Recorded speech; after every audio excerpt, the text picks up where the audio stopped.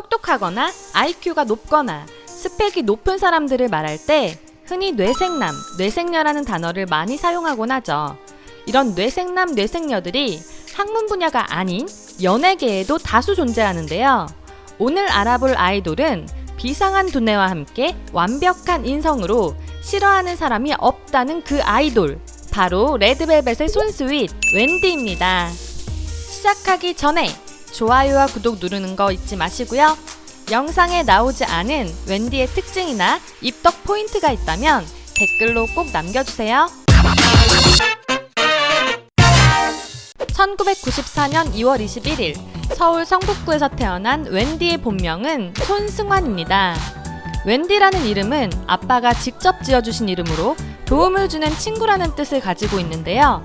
유창한 영어 실력과 살짝 이국적인 외모로 혼혈이 아닌가 생각할 수도 있지만 웬디는 100% 한국인입니다. 초등학교 5학년 때까지는 제천에 있는 초등학교를 다니다가 언니와 함께 유학길에 오르기로 결심하는데요. 캐나다와 미국을 오가며 7년간 유학 생활을 하게 됩니다. 웬디는 어릴 적부터 아주 똑똑한 어린이였는데요.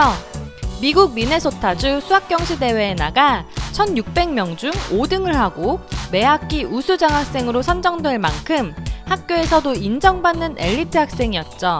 심지어 미국 본토 학생들도 받기 어렵지만 유학생들은 더더욱 받기 힘들다는 오바마 대통령상을 수상한 이력도 있습니다. 웬디는 공부도 잘했지만 음악적인 재능도 아주 뛰어난 학생이었는데요. 학교 합창단에서 메인 소프라노 담당으로 교내 음악 관련한 상은 모두 싹쓸이하는 오버스펙계의 끝판왕이었죠. 이외에도 웬디는 뮤지컬, 연극, 축구, 골프 등 모든 분야에서 활약하는 이보다 더 완벽할 수가 없는 학생이었습니다. 그 중에서도 웬디가 가장 흥미있었던 분야는 바로 음악인데요. 웬디는 유학 시절에도 틈틈이 유튜브에 노래하는 영상을 업로드하고 연습생들이 모여있는 카페에 영상을 올려 피드백을 받기도 하는 등 꾸준히 음악에 대한 사랑을 키워갔는데요. 부모님을 설득하여 마침내 본격적으로 가수가 되기 위한 준비를 시작합니다. 2011년에는 밴쿠버에서 열린 큐브 엔터테인먼트 글로벌 오디션에 응시하여 최종 14인까지 올라갔지만 결국은 떨어졌고 2012년에는 빅뱅 판타스틱 베이비 커버 대회에 참가해 2등을 하는 등 다방면에서 두각을 나타냈죠. 결국 웬디는 2012년 토론토에서 열린 SM 글로벌 오디션을 통해 보컬로 합격하는 데 성공합니다. 루키즈 시절부터 노래하는 영상을 풀어주거나 드라마의 OST에도 참여하는 등 SM의 전폭적인 푸시를 받으며 성장한 웬디. 하지만 누구에게나 연습생 생활은 힘들다고 하듯이 웬디의 연습생 생활 또한 고단했는데요. 특히 웬디는 데뷔 전 통통한 체형을 가지고 있어서 다이어트를 아주 혹독하게 한 멤버입니다. 웬디의 생일날 웬디의 어머니는 다이어트하는 딸을 위해 캐나다에서 설탕을 뺀 단호박 케이크를 주문해서 보내주셨는데요.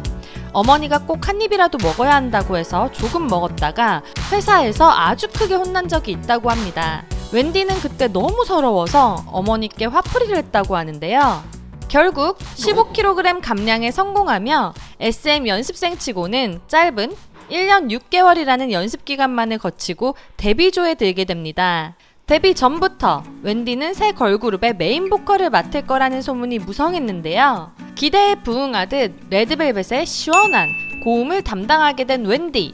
노래 분위기에 맞춰 목소리를 자유자재로 바꾸는 능력을 가지고 있어 레드벨벳의 레드 컨셉에도 어울리고 벨벳 컨셉에도 어울리는 모습을 보여주고 있습니다. 웬디 피셜 7에서 8가지 정도의 목소리가 있다고 하는데요. 이런 대단한 능력은 사실 그냥 얻어진 것은 아닙니다. 웬디는 오랜 시간 사용했던 자신의 창법을 1년 반이라는 짧은 기간 안에 모조리 바꿔야 했죠. 이 때문에 웬디는 데뷔를 앞두고 성대결절이 오고야 말았습니다.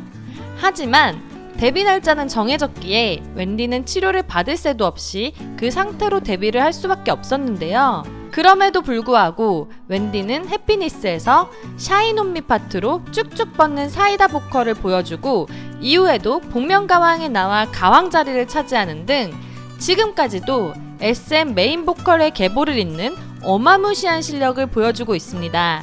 웬디는 마더 웬네사라는 별명이 있을 정도로 포용력 있는 온화한 성격을 가졌는데요. 그래서 주변 사람들이 입만 열면 웬디의 미담만 쏟아진다는 소문도 있죠. 오죽하면 멤버들이 웬디처럼 착한 사람은 살면서 처음 봤다고 말할 정도인데요. 조이는 이런 웬디를 두고 인생을 다 살아본 사람 같다고 표현하기도 했습니다. 기본적으로 웬디의 화법이 남을 상처 주지 않는 따뜻한 말씨를 가지고 있고 남을 칭찬하는데 인색하지 않다고 하는데요. 아는 형님에 출연해서 강호동에게 너무 좋으신 분 같아서 그걸 알려드리고 싶다고 전에 강호동을 올린 유명한 일화도 있죠. 멤버가 아프면 약을 한가득 싸서 전해주거나 아픈 멤버의 스케줄을 함께 동행하기도 했습니다. 또 부상으로 휴식하는 중에도 스태프들을 위해 간식과 손편지를 준비해 선물하거나 아육대 때는 100명 정도 온 팬들을 위해 쿠키를 직접 만들어서 나누어 주는 등 웬디의 미담만 나열하기엔 하룻밤이 모자라다고 하는데요. 선함을 사람으로 만들면 아마 웬디이지 않을까요? 레드벨벳에서 개그캐와 투머치 토커를 맡고 있는 웬디. 멤버들이 제발 좀 조용히 해달라고 부탁해도 끊임없이 말한다고 합니다. 멤버들이 지쳐서 리액션이 없어져도 굴하지 않고 뻔뻔하게 이야기를 이어간다고 하는데요. 팬들 사이에서 슬기가 휴먼 히읗체라면 웬디는 휴먼 구구절절체로 통하고 있습니다. 실제로 평소엔 조용한데 한번 말을 시작하면 멈출 수가 없다고 하는데요. 숙소에서 다 같이 방을 쓸 때 멤버들하고 수다를 떨다가 아침에 잔 적도 있다고 합니다. 웬디의 투머치 토커 성향은 손편지나 SNS만 봐도 알 수 있는데요. 다른 멤버들과 확연히 차이나는 딱 봐도 많은 텍스트의 양을 느낄 수가 있죠. 이런 성의와 진심이 느껴지는 웬디의 답변들이 투머치하다기보다는 따뜻하게 느껴지는 이유는 왜일까요? 이렇게 쾌활하고 밝은 웬디에게도 최근 좋지 못한 사건이 하나 있었습니다. 2019년 연말 SBS 가요대전을 준비하다가 큰 부상을 당하고 말았는데요. 리허설 도중 리프트가 오작동을 일으키며 올라오지 않았고 웬디는 그만 3m 높이의 무대에서 추락하고 마는 끔찍한 사건을 겪게 됩니다. 이 사고로 웬디는 광대뼈, 골반, 손목 등의 골절상을 입고 전치 6주의 진단을 받았는데요. 사이코로 컴백한 지 불과 이틀밖에 되지 않은 상황에서 웬디의 모든 활동은 올스톱되었죠. 하지만 문제를 일으킨 SBS 측은 성의 없는 사과문 몇 줄로 이를 무마시키려 했고 대중들의 원성을 샀습니다. 음식을 씹기 어려울 정도의 심한 붓기가 있다는 소식을 전해들은 팬들의 걱정은 더욱 커져만 갔죠. 다행히도 충분한 휴식과 치료를 통해 사고 8개월 만에 공식적인 복귀를 알렸는데요.